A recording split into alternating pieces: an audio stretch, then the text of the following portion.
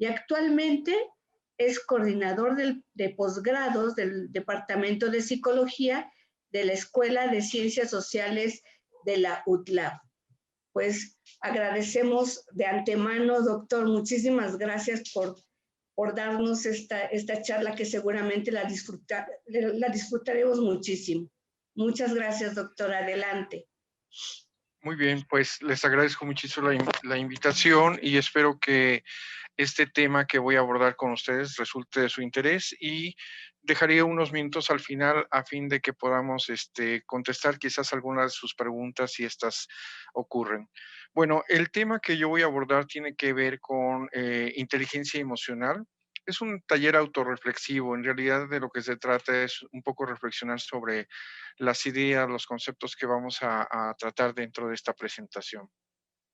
Este concepto de inteligencia emocional fue generado por Daniel Goleman, pues connotado investigador y persona que se ocupó de este estudio, pues define lo que es la inteligencia como la capacidad para reconocer nuestras propias emociones, regularlas apropiadamente, automotivarnos, reconocer las emociones de los demás y poder manejar adecuadamente las relaciones interpersonales.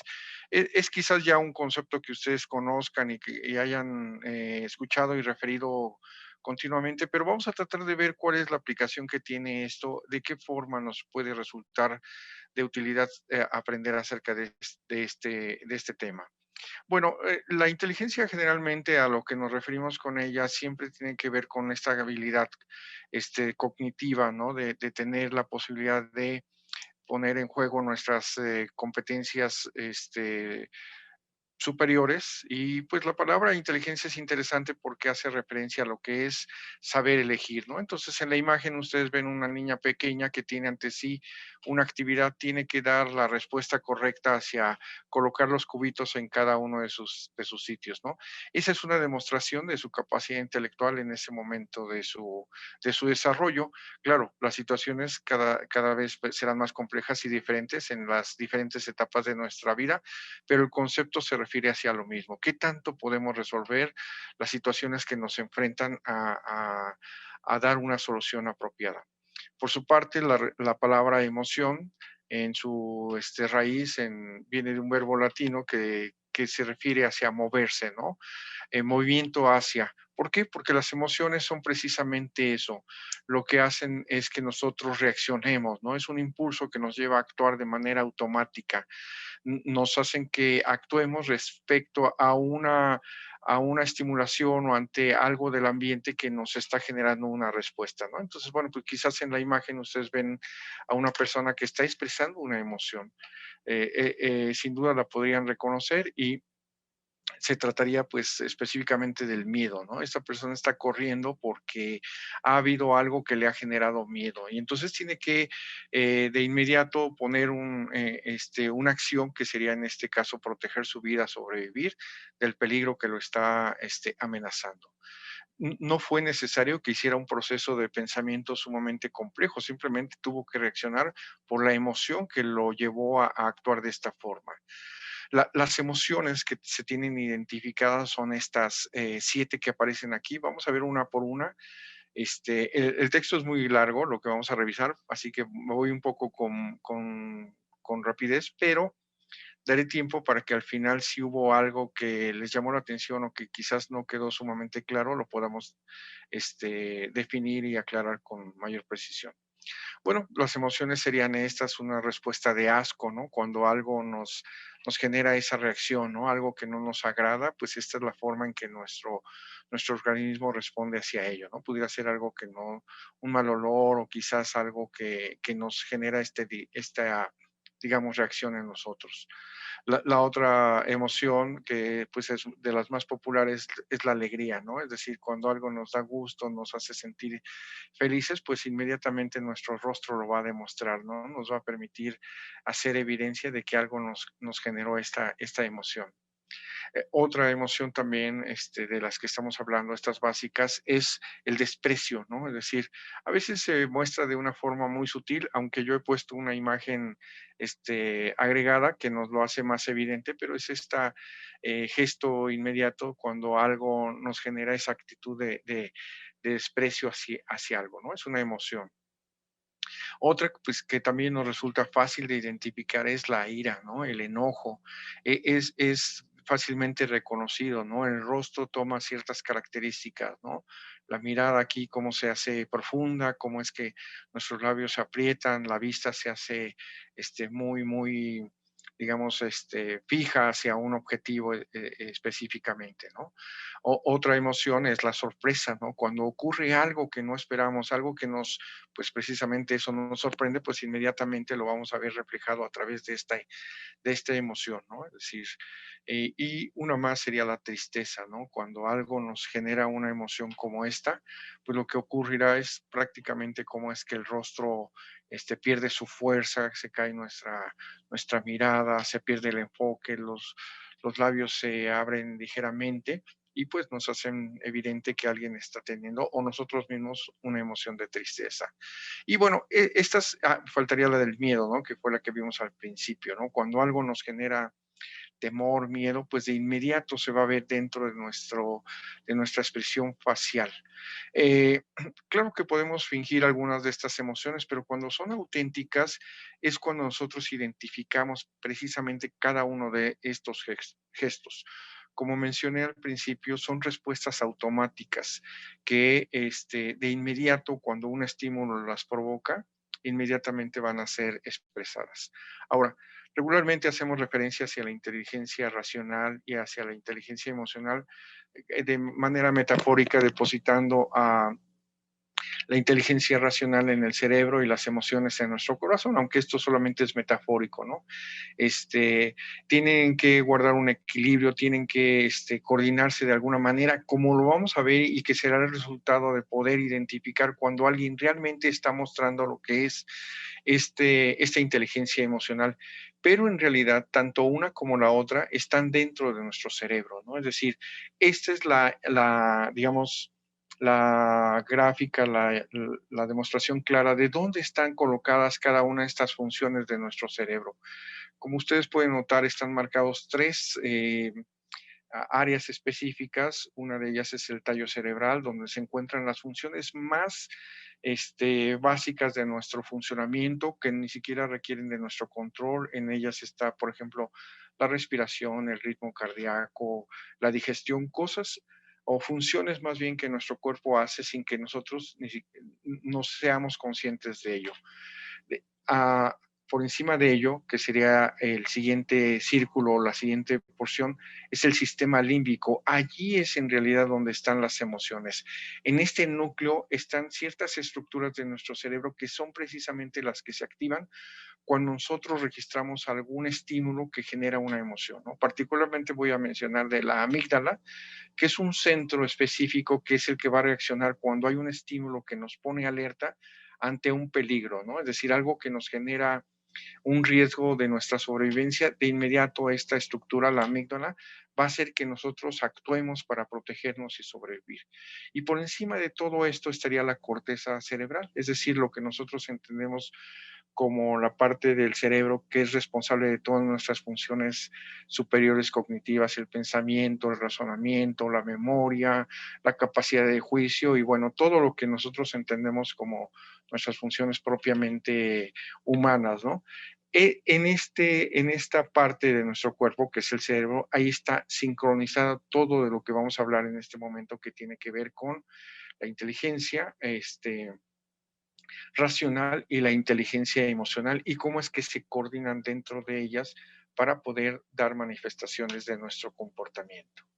Bueno, la inteligencia emocional pues surge como un concepto que nos ayuda a entender más plenamente lo que es el comportamiento humano, pero que además cobra una gran importancia porque es el que nos permite predecir el éxito o fracaso, el bienestar y la satisfacción que podamos tener de nuestras acciones.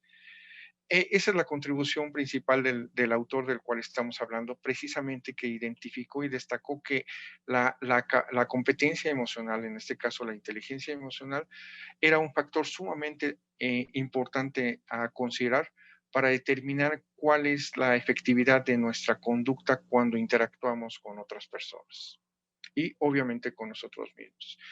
se identifican 5 áreas o 5 aspectos específicos relacionados con la inteligencia emocional.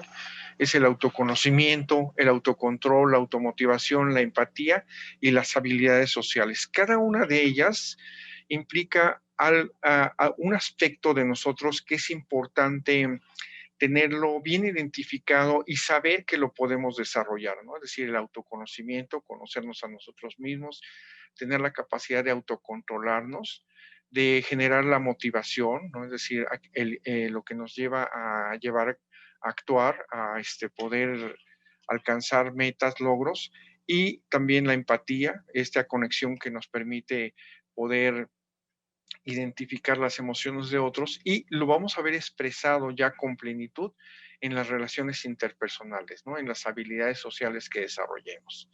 Entonces, bueno, pues comencemos con el primer aspecto que es el autoconocimiento. Esto se refiere a saber exactamente cuánto conocemos de nosotros. Casi pudiéramos darlo por hecho, ¿no? Es decir, pensar que, bueno, pues todos nos conocemos, sabemos quiénes somos, ¿no? Sin embargo, esta no es una tarea fácil porque requiere, pues, de desarrollar ciertas competencias o habilidades dentro de ello, ¿no? Es decir, una persona que se conoce, que tiene un alto conocimiento, pues se relaciona apropiadamente con otras personas, consigo mismo y tiene una, digamos, aceptación de sus propias características, ¿no? De sus cualidades y también de sus limitaciones o defectos, ¿no? Sin embargo, para lograr eso es necesario tener algunos elementos como este que se menciona aquí, ¿no? La honestidad, ser honestos con nosotros mismos, ¿no? Es decir, podemos engañar o tratar de engañar a otros, pero engañarnos a nosotros mismos es sumamente difícil, aunque hay quienes lo intentan, ¿no? Engañarse a sí mismos. Por otra parte, también este autoconocimiento requiere que nosotros seamos francos con otras personas, obviamente con nosotros, pero francos con otros, ¿no? Es decir, poder expresar con toda claridad lo que nos ocurre, lo que nos está pasando y quizás cuando hay un conflicto poderlo resolver de manera directa y clara con las personas a fin de poderlo resolver y que esto nos sirva como experiencia a todos. Este autoconocimiento del cual estamos hablando también tiene otros dos elementos, que es la autoconfianza y la autoestima. La autoconfianza, pues se referiría a eso, tener, digamos, la capacidad de conocer cuáles son nuestros alcances, ¿no? Cómo es que confiamos en nosotros mismos, podemos identificar cuáles son digamos, nuestras habilidades, nuestras posibilidades, pero también identificar dónde están nuestros límites, hasta dónde podemos reconocer que podemos lograr. Y como consecuencia de ello, pues surgiría lo que es la autoestima, ¿no? La autoestima se podría representar como el amor propio que nos tenemos, ¿no? Es decir, con base en el conocimiento, con base en lo que sabemos de nosotros mismos, eso generaría el tener una aceptación de nuestra persona, pero también el que eso fuera evidente. Cuando eso no ocurre, es decir, cuando la persona no desarrolla una autoestima apropiada o en un nivel aceptable, pues surgirán muchas dificultades personales en su desempeño, en sus habilidades sociales, pero también incluso puede ser fuente de algunas enfermedades mentales o psicológicas, específicamente como la depresión, ¿no? Es decir, la persona con depresión, pues generalmente lo que presenta es una baja autoestima de sí mismo, ¿no? El propio valor no está equilibrado. Entonces, esta parte de desarrollar en nosotros un autoconocimiento nos debería de conducir a tener un buen nivel de autoestima, ¿no? Es decir, amarnos a nosotros mismos, ¿no? Bueno, la otra parte complementaria a lo que he avanzado tendría que ver con el autocontrol, que sería la capacidad de poder autocontrolar nuestras diferentes manifestaciones humanas, como son las emociones mismas, pero también el comportamiento, ¿no? Esto es lo que permite que alcancemos un estado de bienestar, que nos podamos, digamos, sentir bien con nosotros mismos. Ahora, no es sencillo porque eso requiere un proceso pues, de aprendizaje y de control gradual hasta que consigamos precisamente este autocontrol de nosotros mismos. Aquí estoy mostrando una imagen sobre un experimento que se realizó hace muchísimo tiempo en la Universidad de Stanford, en California. Este experimento se llamó No te comas el malvavisco. Era aparentemente un ejercicio sumamente ingenuo porque consistía en algo muy sencillo, ¿no? Se puso un número de niños, voy a mencionar un número, 10 niños frente a un reto que tenían que llevar a cabo, ¿no? Es decir, la instrucción era relativamente sencilla. Los sentaban en una pequeña mesita y les decían, voy a poner este malvavisco frente a ti y lo único que te voy a pedir es que no te lo comas. Saldré un momento. Si regreso y no te lo has comido, entonces te daré otro u otros más, los que tú quieras. Sin embargo, esa situación realmente resultaba sumamente difícil, ¿no? Porque pues el niño está frente a algo que es una tentación muy fuerte, ¿no? Y lo que ocurrió en el experimento es que prácticamente una vez que salía el experimentador, el adulto que estaba conduciendo este experimento, pues 6 o 7 de ellos inmediatamente lo comieron. Prácticamente la puerta ni siquiera se había cerrado cuando ya ellos ya se lo habían comido porque pues era muy difícil resistirse ante la tentación de dejar pasar esa oportunidad. Solamente un número pequeño, entre ellos 2 o 3 niños, un 30% de esa muestra, resistió esa tentación de no comerse el malvavisco. Bueno, pero ¿para qué nos sirvió ese experimento? ¿De qué utilidad tuvo? Bueno, lo que se hizo es que estos niños pequeños, alrededor de 4 a 5 años, fueron seguidos a través del tiempo, más o menos unos 14 o 15 años, y cuando tenían más o menos 18, 19, casi 20 años, entonces se les rastreó y se trató de ver qué había pasado con ellos a lo largo de ese periodo de tiempo. Y lo que se encontró es que la mayoría de ellos que habían sucumbido al impulso de comerse el malvavisco, pues presentaban algunas dificultades, ¿no? Algunos no habían tenido un buen rendimiento académico, otros ya habían empezado a tener algunos problemas en su vida, algunos incluso en casos graves ya se habían metido en problemas con la ley y muchos de ellos no tenían un plan de vida ya definido, un proyecto de vida e incluso muchos de ellos no alcanzaron el poder llevar a cabo una educación universitaria. Por su parte, los otros tres, los que sí resistieron, los que no se comieron el malvavisco, su condición era completamente diferente. Eran chicos que habían tenido un buen desempeño académico, tenían buenas relaciones con las demás personas, tenían un proyecto de vida y su rendimiento en general en diferentes áreas de su vida era sumamente sobresaliente. Lo que reveló específicamente es que esta autodisciplina, este autocontrol que tenían o habían ejercido desde edades tempranas era un predictor sumamente valioso para saber qué es lo que iba a suceder con ellos más adelante en su vida, ¿no? Es decir, el haber conseguido desde etapas tempranas la autodisciplina el autocontrol, pues les permitió precisamente posponer la satisfacción, ¿no? Saber que si uno espera o no busca de inmediato los satisfactores, pues el beneficio siempre será mayor, ¿no? Entonces, ese control de impulsos, pues es sumamente valioso dentro de nuestra vida, ¿no? Están involucrado, obviamente, lo que estamos tratando aquí, que es nuestras propias emociones, ¿no? Saber cómo autorregularlas, cómo manejarlas apropiadamente y ver que ello tiene un resultado positivo en nuestra vida y en la relación con otras personas. Sin embargo, pues muchas personas, incluso ya en la vida adulta, pues tienen dificultad de conseguirlo, ¿no? De tener este autocontrol del cual estamos hablando y fácilmente se ven dominados por sus emociones, ¿no? Es decir, los problemas, las dificultades, los conflictos con otros, pues se convierten en parte de su vida, ¿no? En algunos casos la situación llega a ser incluso bastante dramática, por ejemplo, quizás el caso de esto, de la situación donde ciertos estresores o situaciones hacen que la persona pierda el control por completo. Lo pudiéramos ver reflejado en el caso de las personas cuando se ponen al frente del volante, ¿no? Seguramente ustedes podrán tener la referencia de alguien que se transforma literalmente cuando maneja, ¿no? Es decir, va peleándose con otros, está teniendo problemas, se desespera fácilmente, es probable que tenga más accidentes que otras personas y en algunos casos muy graves, pues incluso conflictos a golpes con otras personas, ¿no? Entonces, bueno, pues esto hace referencia de la dificultad que la persona tiene para poder autocontrolar sus propias emociones. Un ejemplo, pues también adicional hacia esto sería el caso de cuando alguien no puede, no logra conseguir el controlar el enojo, pues sería una imagen como esta que vemos aquí, ¿no? Es decir, literalmente esta persona está ardiendo en coraje, en enojo, ¿no? Y es literal porque tanto la semblanza, su rostro se ha cambiado de color, es una imagen real e incluso si tuviéramos oportunidad de tocarlo, de medir su temperatura, veríamos que aumentó el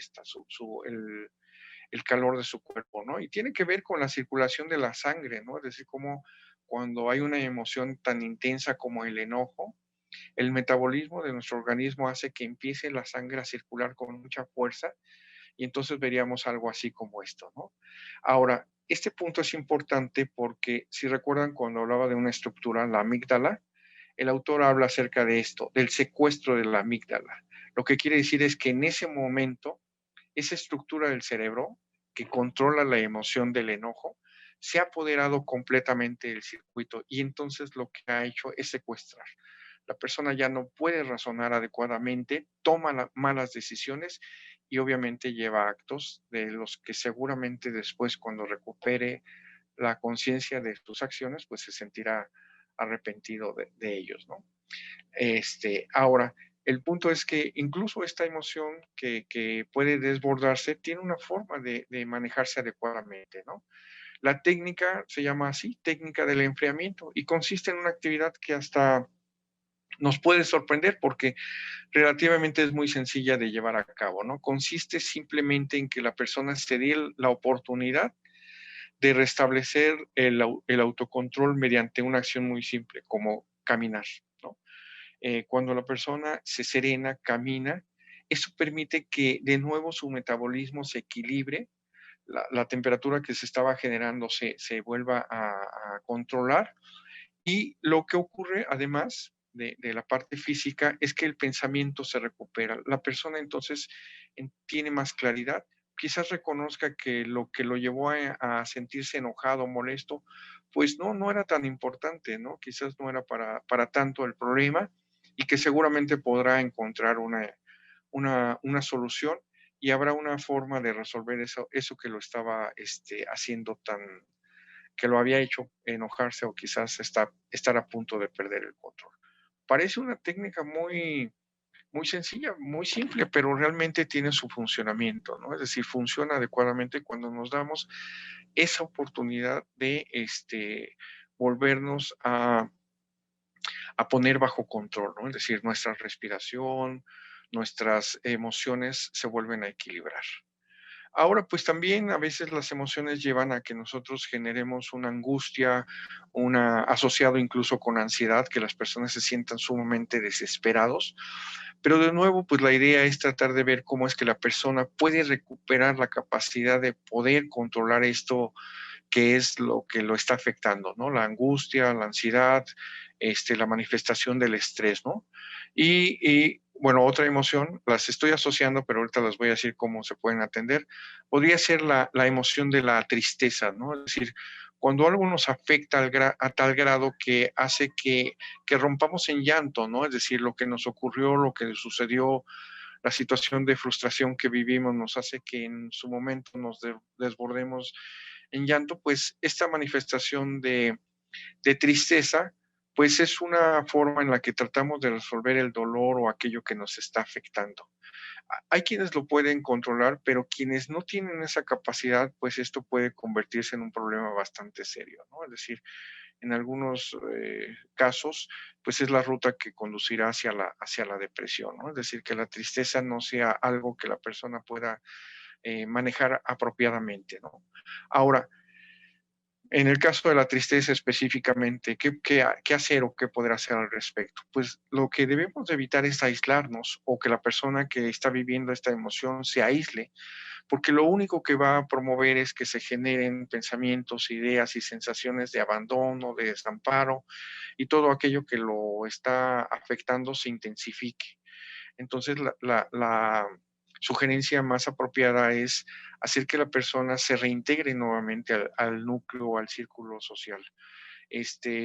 Lo que menos tendríamos que hacer es reprimir la emoción, ¿no? Como decir, no llores, aguántate, resiste, o como quizás en nuestra cultura, en el caso de la parte masculina, ¿no? La idea de decir, los hombres no lloran, o eso no es para llorar, o cosas de este tipo, que lo único que hacen es que la emoción se ahogue y entonces cree un efecto adverso o negativo, porque finalmente esa emoción va a tratar de buscar una salida y en algunas ocasiones no es la mejor alternativa. Entonces, la reintegración, el poder acompañar a esa persona, aunque no digamos nada, es decir, simplemente estar junto a la persona, si nos lo permite, quizás tocarlo, abrazarlo y hacerle sentir que estamos con él y reintegrarlo en las actividades sociales, permitir que de nuevo conviva con nosotros y tratar de ver cómo se va aliviando gradualmente el dolor que lo está afectando, igual que la parte de la preocupación o la ansiedad. Y aquí se sugiere también algo que pues en un momento hasta puede resultar como una especie de panacea o forma de resolver o de equilibrar nuevamente nuestras emociones, que es la actividad física, ¿no? Es decir, el ejercicio es una forma en la cual nosotros podemos de nuevo reintegrar nuestro equilibrio, nuestro estado emocional, ¿no? Aquí la actividad que están llevando a cabo es bailar, quizás practicar un baile, ¿no? Un zumba, por ejemplo, una actividad rítmica. Eso hace que de nuevo nuestro organismo funcione de una forma más favorable y las emociones de nuevo se puedan volver a equilibrar, ¿no? Es decir, la persona genera además al interior de su cerebro una sustancia que son las endorfinas, que son pues sustancias que nos producen una sensación de placer, de satisfacción, ¿no? Igual que lo que pasa con el ejercicio, ¿no? Las personas que practican cualquier actividad física están produciendo endorfinas y eso los hace sentir muy bien, ¿no? Es decir, sentir placer.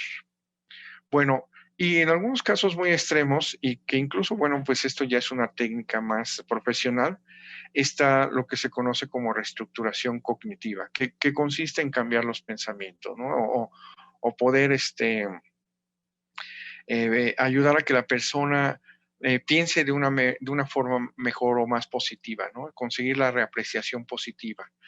Menciono este ejemplo porque es un caso muy sobresaliente. Quizás ustedes conozcan a este personaje, ¿no? Su nombre es Nick Vujicic y él es una persona que nació con una limitación congénita sumamente severa.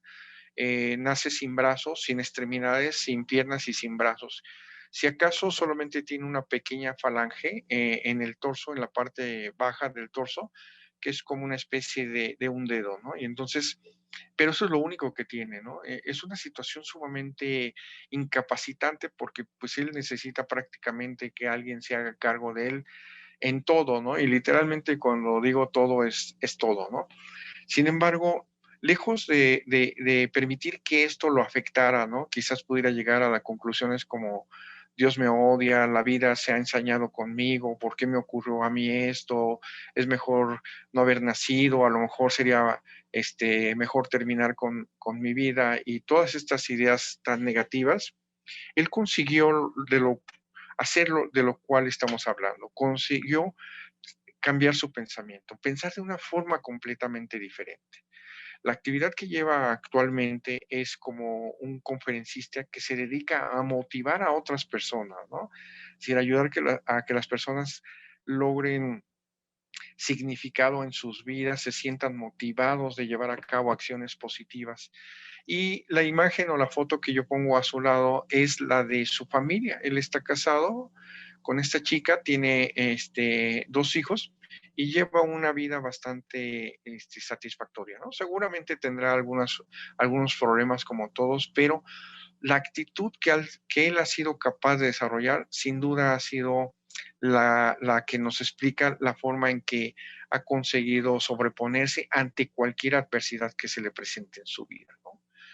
Y bueno, pues pensar en ese caso nos ayuda a reflexionar a nosotros, ¿no? Es decir, porque nos permite saber que nuestras condiciones siempre son más ventajosas y que siempre hay oportunidad y posibilidad de encontrar una solución aún al problema más grave que nos enfrentemos o cambiar nuestra actitud hacia eso que estamos enfrentando y encontrar algo positivo aún en las peores adversidades.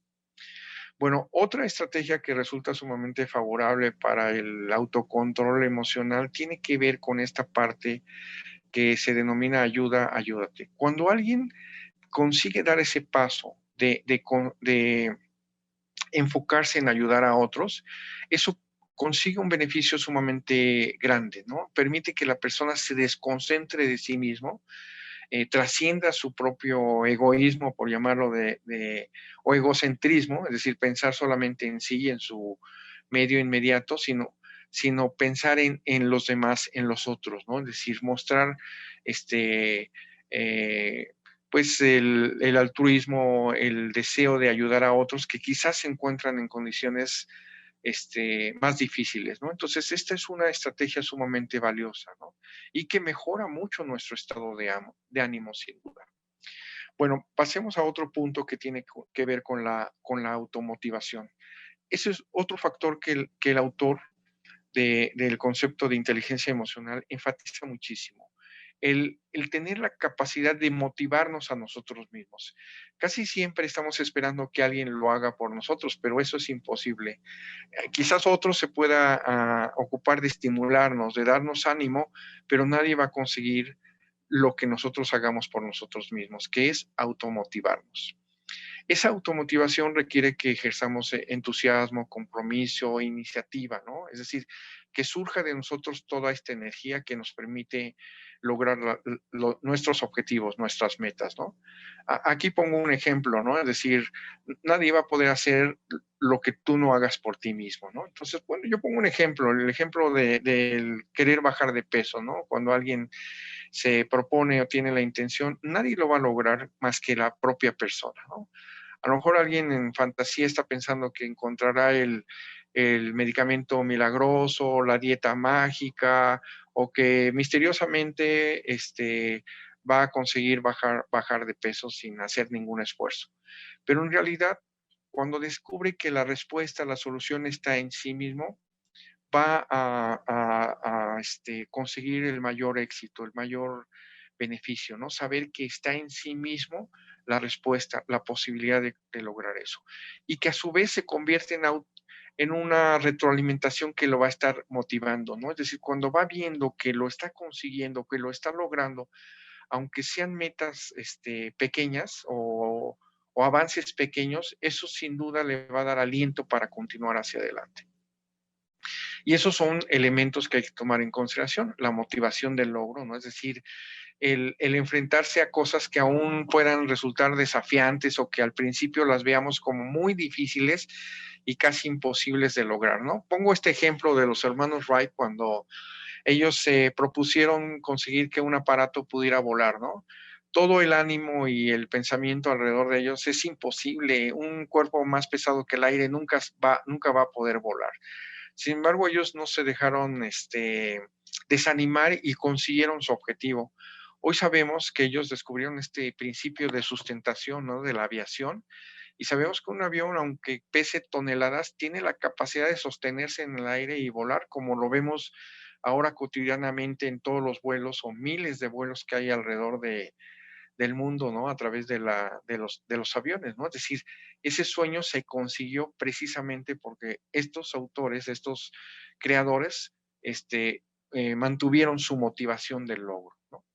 También exige compromiso, obviamente, ¿no? Involucrarnos, el estar dispuestos a hacer el esfuerzo, el sacrificio, lo que sea necesario para lograr nuestras metas, e incluso en casos en los cuales estoy poniendo este ejemplo de esta mujer, Marie Curie, una científica, que su actividad, sus descubrimientos la llevaron a que pues recibiera 2 premios Nobel, ¿no? Pero pues de por medio estuvo su vida porque al trabajar con elementos radiactivos, pues finalmente desarrolló cáncer y murió a causa de ello. Pero bueno, acompañándola siempre la satisfacción de saber que ella había conseguido un logro sumamente importante para la humanidad. Bueno, y los otros elementos de la motivación también es la iniciativa y el optimismo, ¿no? Dejarse vencer, saber que aun cuando las cosas se muestran difíciles, es posible alcanzarlas, ¿no? Es posible lograrlas. Y bueno, este es el rostro, la satisfacción de alguien cuando lo ha conseguido, ¿no? Cuando su automotivación alcanzó la meta y ella se siente satisfecha. Lo logré, ¿no? Lo pude conseguir. Y bueno, lo que sigue después es fijarse nuevas metas y continuar siempre alcanzando logros, ¿no? Bueno, vamos a ver los últimos dos elementos que serían la empatía y las relaciones interpersonales. Este punto es muy, muy importante, la empatía, ¿no? Es decir, tener la capacidad de poder ejercer esta cualidad, esta condición que nos hace particularmente humanos, ¿no? Ser empáticos. Eh, la empatía, pues, se define como esta capacidad de podernos sintonizar emocionalmente con los demás, ¿no? Es decir, sincronizar las emociones, ¿no? Las propias con las de los demás, ¿no? El sentir lo que el otro le está pasando, ¿no? Tener esa capacidad de poder ponernos en el lugar de la otra persona. Es una condición que nos acompaña de manera innata, es decir, como seres humanos lo tenemos, existe ese potencial, pero es necesario desarrollarlos. Los niños pequeños, en etapas muy tempranas, tienen esta capacidad de sintonizarse con las emociones de los otros, ¿no? Es decir, cuando un niño pequeño ve que otro llora, no entiende qué es lo que está sucediendo, sin embargo, su conexión emocional hace que finalmente se identifique con la emoción y lo más probable que pueda ocurrir es que quizás acabe llorando si no es que logra consolar al otro, ¿no? Pero también ocurre con las emociones positivas, ¿no? Lo que se menciona acerca de que la risa es contagiosa, ¿no? Si vemos a alguien que sonríe o que ríe, pues también eso nos lleva a sentirnos impulsados a expresar esa emoción, ¿no? La explicación es bastante compleja al respecto porque involucra estructuras de nuestro cerebro, entre ellas unas neuronas que se conocen con el término de neuronas espejo, ¿no? Es decir, cuando vemos algo con lo que nos identificamos y que hace una conexión con nosotros mismos hace que nosotros precisamente nos sintonicemos con esa emoción.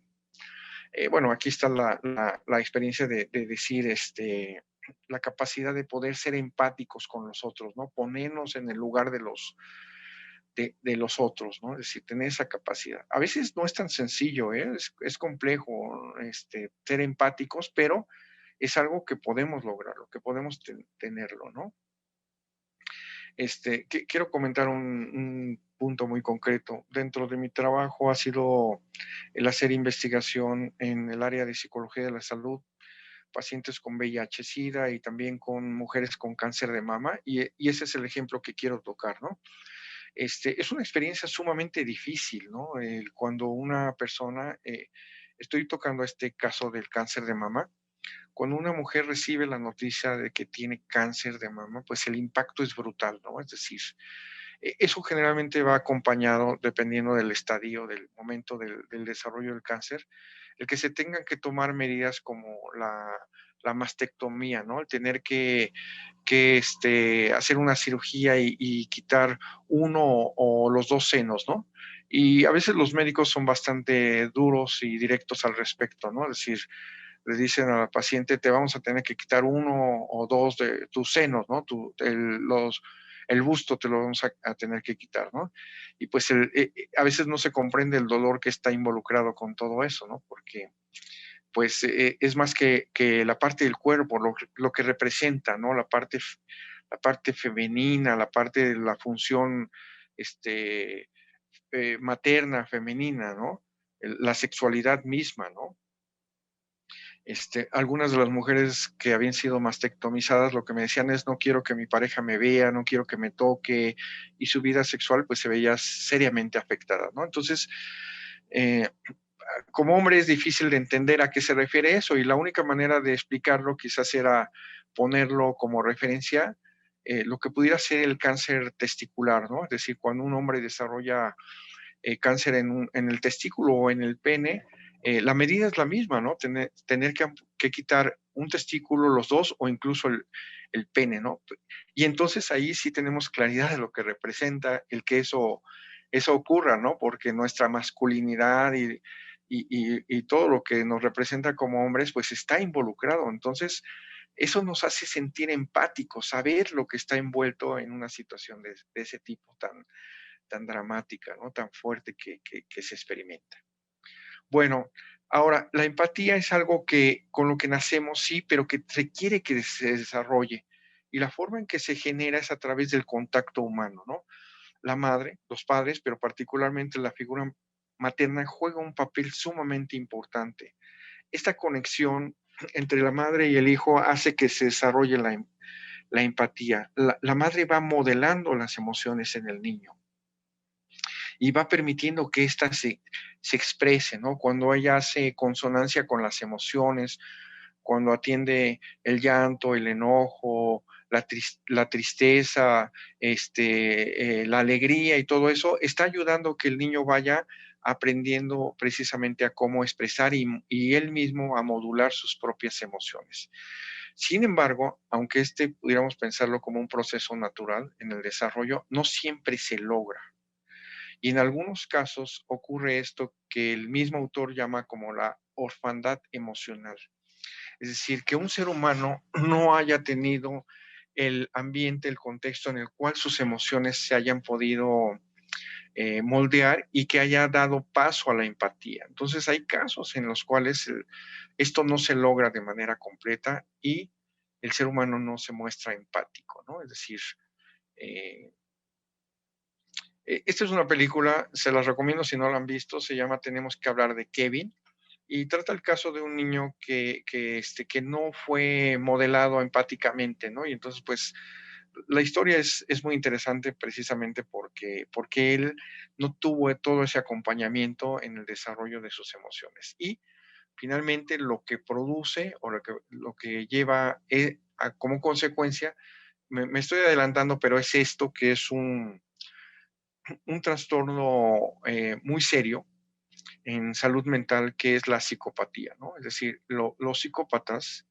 el término adecuado realmente es trastorno de la personalidad antisocial, pero bueno, las personas generalmente lo identifican como psicopatía.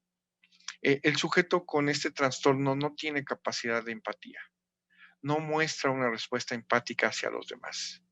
¿Sí? Entonces él no está interesado ni puede sintonizar con las emociones de los otros. En el desarrollo, cuando un niño está en esa ruta, pues va a mostrar conductas sumamente alteradas, ¿no?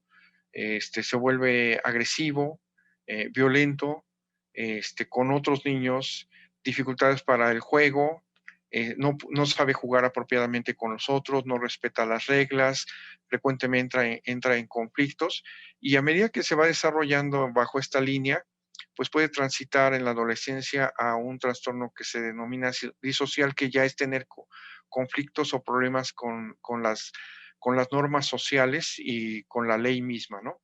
Y cuando se llega a la edad adulta, pues ya es la expresión de lo que se entiende con el término psicópata, ¿no? El psicópata no experimenta remordimiento de sus acciones, del dolor que causa a otros, del daño que puede causar.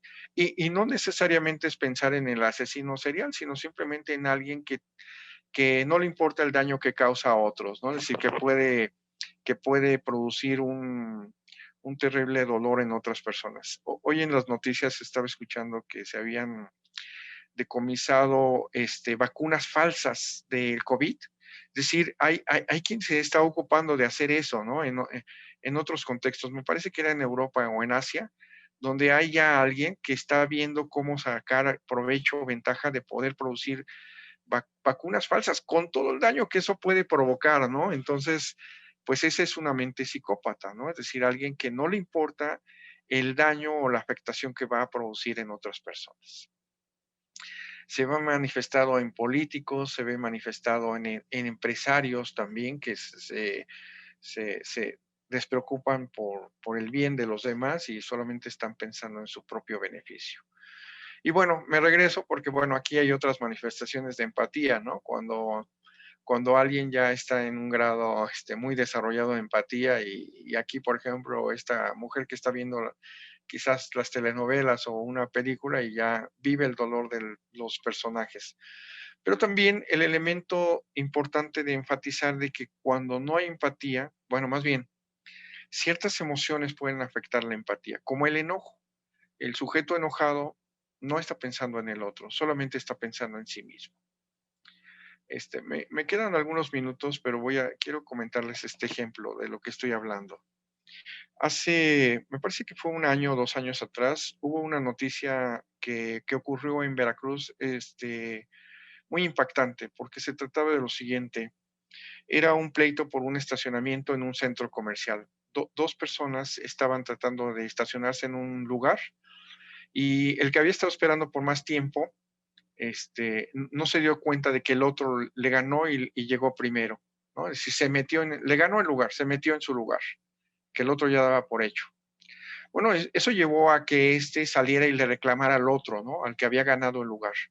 Pero lo que no esperaba es que ese que ganó el lugar, sacó de su auto un objeto punzocortante. No recuerdo si era un cuchillo o era un desarmador o algo así.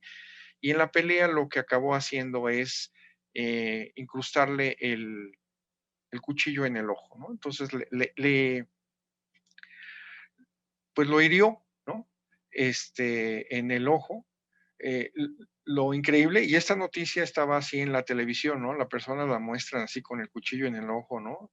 Y terrible, ¿no? Porque lo que decían es, faltaron milímetros para que llegara a dañar el cerebro y que la persona, o parte del cerebro que pudo haber causado la muerte de la persona. Es decir, perdió el ojo, por supuesto, pero pues no murió.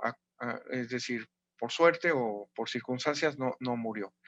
Y lo terrible es eso, porque ya después, cuando los ánimos se calmaron, esta persona decía, pues nunca me imaginé que esto fuera a pasar así, ¿no? Es decir, que por un pleito tonto o algo tan simple, fuera a acabar perdiendo el ojo, ¿no? Y que el otro, pues fue detenido por la policía y pues con una tentativa de homicidio, pues lo llevan a la cárcel. Entonces, es un ejemplo acerca de esto, de cómo la emoción o la pérdida del control de la emoción puede llevar a provocar problemas sumamente serios.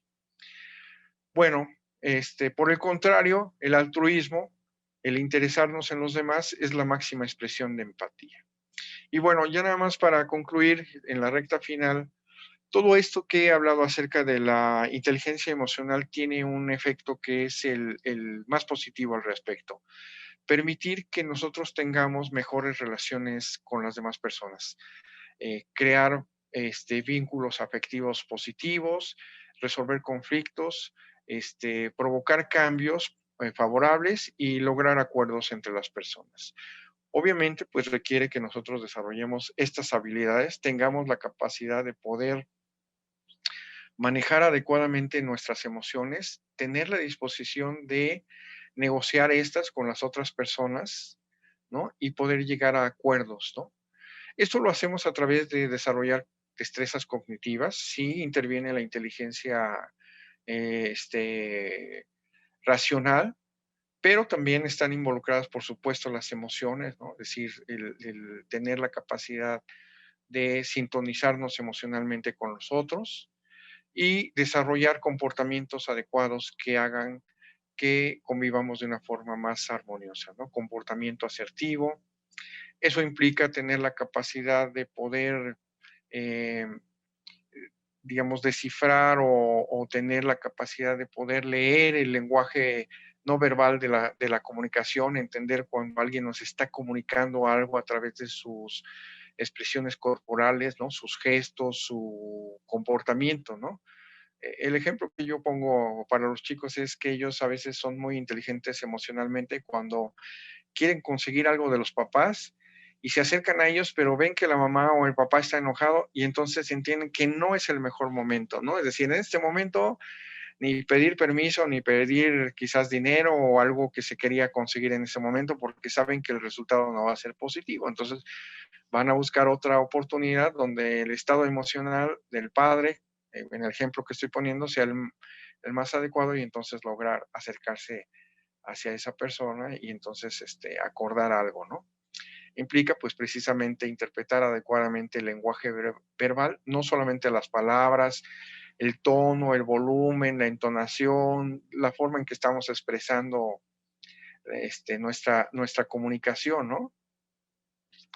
Y leer entre líneas, ¿no? Es decir, cuando, no sé, voy a ponerlo en este ejemplo, cuando una mujer le dice al hombre, haz lo que quieras, pues no exactamente le está diciendo haz lo que quieras, ¿no? Es decir, le está diciendo, no quiero que hagas eso, ¿eh? Es decir, ni se te ocurra hacer eso, ¿no? Pero bueno, si nos fuéramos por el lenguaje muy, muy literal, pues interpretaríamos equivocadamente la comunicación, ¿no? Y bueno, precisamente de eso se trata, de entender los gestos, la postura, los movimientos, lo que nos está diciendo sin palabras la otra persona, para poder interpretar adecuadamente su mensaje, su comunicación. Y bueno, pues les agradezco su tiempo. Una disculpa por lo apresurado del contenido. Ojalá que haya habido algo que les haya parecido interesante. Contamos con unos pocos minutos. Ojalá también que si tienen alguna pregunta, algún comentario, les pueda dar una respuesta que sea satisfactoria para ustedes. De mi parte, pues muchísimas gracias por su atención.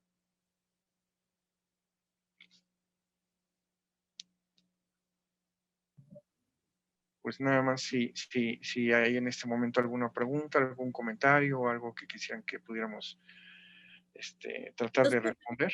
Buenas noches, soy Carmen del Olmo y me gustaría saber si hay algo de bibliografía que nos pudiera recomendar para profundizar.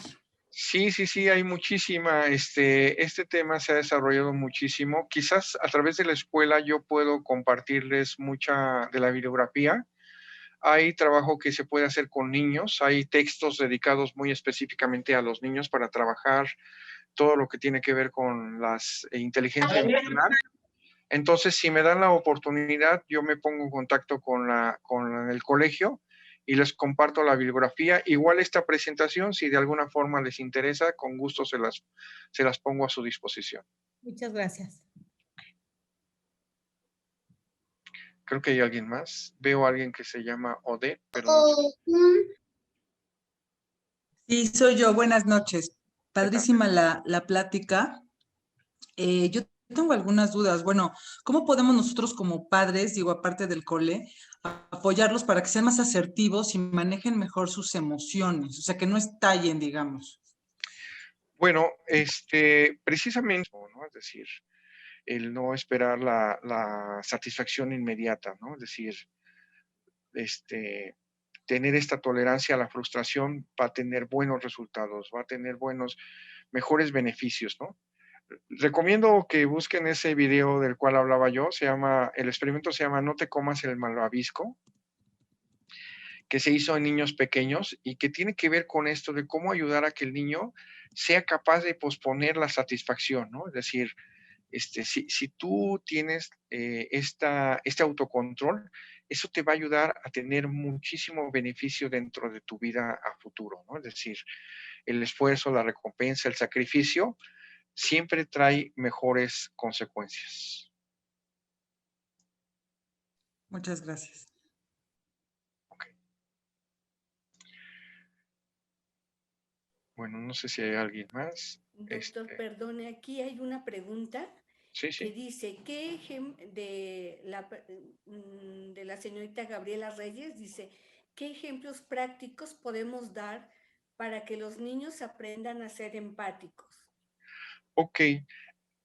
Es que yo no pude usar algunos videos, pero hay un video muy bueno de niños sobre empatía que habla acerca de esto, ¿no? Si les comparto la presentación, les comparto también esos videos, pero lo que el niño tendría que aprender es que sus acciones tienen efecto en los otros, ¿no? Es decir, si tú le quitas el juguete al niño, pues él va a sufrir, va a llorar, porque a ti no te va a gustar tampoco que te hagan eso, ¿no? Es decir, pero también en el sentido positivo, ¿no? A ti te gusta quizás que compartan contigo.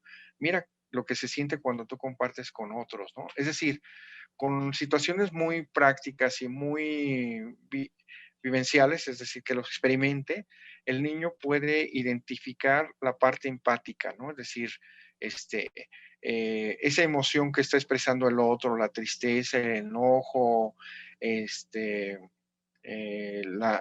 lo que veíamos de ansiedad, pues esa consecuencia precisamente de esto que se le está provocando, pero tú lo puedes entender, puedes comprender de cómo te sentirías si a ti te estuviera pasando algo parecido. No tiene que pasarte, es decir, no es que los pongamos a vivir experiencias desagradables y entonces que vean lo que es, aprendan a las malas, por decirlo de alguna forma, ¿no? Sino que ellos tengan esta capacidad de ponerse imaginariamente en el lugar de la otra persona, ¿no? Espero poder haber ayudado al respecto de. Sí, muchas gracias, doctor. Solamente para que sepan, les acabo de poner también el link de la prueba del bombón. Okay. Entonces, ahí está, por si la quieren, ya está ahí hasta abajo. Hay un pequeño video también de un niño sobre la parte empática, después se los comparto, y es un niño que aprende la empatía, viviéndola de forma directa también. Entonces, se las puedo compartir con mucho gusto también. Doctor, si nos regala 2 minutitos más, ya nada más hay una pregunta en el chat de Luis Gerardo de la Fraga, es la siguiente. ¿Es más importante alguna habilidad emocional que otra? No, en realidad todas son de manera importante, están integradas, es lo que quiero decir, ¿no? Es decir, todas están integradas, no hay una que sobresalga de las otras, ¿no? Van encadenadas en realidad, ¿no?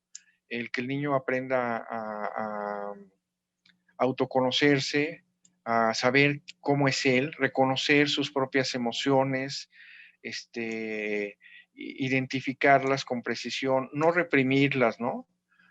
Como saber, bueno, sé que estás enojado, ¿no? Pero la emoción por sí misma no es negativa ni positiva, ¿no? Sino se explica por el contexto, ¿no? Sé por qué estás triste, sé por qué estás enojado, sé por qué esto te disgustó o alguna situación en particular. Pero esa parte de autoconocerse es muy importante. Y de ahí viene todo lo demás, cómo controlas esa emoción, ¿no? Es decir, cómo puedes conseguir que esa emoción no te controle a ti mismo, no te domine, ¿no? Es decir, tú la puedes autocontrolar la que mencionen, ¿no? Si es la tristeza, si es el enojo, si es la alegría misma, que en algún momento se pudiera desbordar, ¿no? También, cómo podemos equilibrarlas para que la persona pueda manejarlas de una forma más adecuada, ¿no? Sí, entonces, por eso menciono, es todo integral. Pero la realidad es que en el proceso de desarrollo, lo que mejor tiene efecto en el desarrollo de las emociones de los niños y de los adolescentes es el ejemplo de los padres, de los adultos, ¿sí? Porque si el niño o el adolescente observa que el padre no tiene una buena capacidad de su autocontrol emocional o de su propia inteligencia emocional, eso es lo que él va a aprender. Eso es lo que él va a ir replicando, porque ese ejemplo va a tener un peso o un impacto mayor que cualquier otra cosa que le podamos decir solamente con palabras.